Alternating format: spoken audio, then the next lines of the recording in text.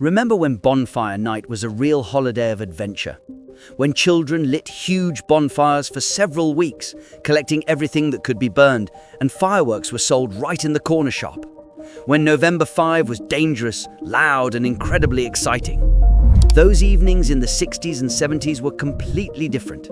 Chaotic, lively, unpredictable, not at all like today's organized shows with professional illuminations. Today we explore 12 things every British kid did on Bonfire Night in the 60s and 70s. The traditions of those times have almost completely disappeared. Today it is difficult to imagine that children themselves collected old furniture, pallets, branches and other rubbish and built a bonfire from this. It could reach several meters in height, be stuffed with old sofas, mattresses and wooden boxes. In each neighborhood, children competed. Who could light the biggest bonfire? To protect their creation from others, it was necessary to take turns watching the pile and not let rivals set fire to something before the time. A bonfire that you created yourself gave you a sense of pride. But now that is no longer the case. On each bonfire sat a little man, a doll made of old clothes, stuffed with newspapers. The children made it themselves and then put it on the street and asked passers-by for a few kopecks for fireworks and sweets. This creative tradition also disappeared.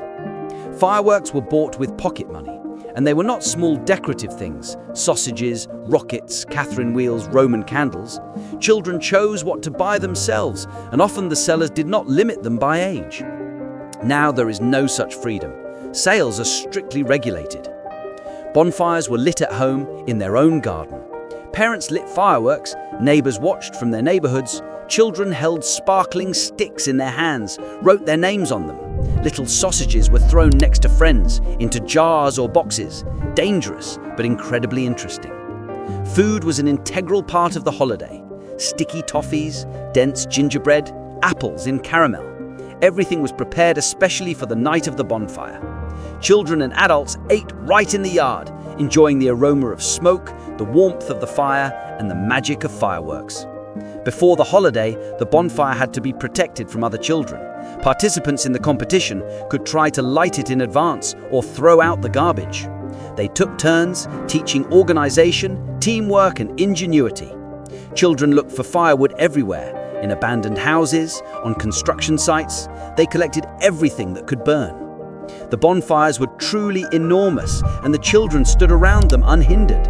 Watching the fire, feeling its warmth, carefully walking around the flames was all part of an experience that now seems dangerous.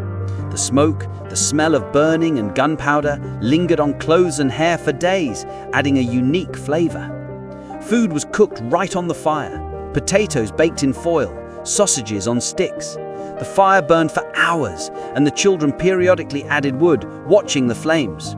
Modern organized holidays lack this sense of participation and adventure. So these 12 traditions of British children in the 60s and 70s are all but gone. Today, holidays are safe, beautiful, and controlled. And that is progress. But with them, some of the freedom, creativity, and strong emotions have been lost. The evening bonfires that raised generations no longer exist. Subscribe, like, and comment. What Bonfire Night traditions do you remember?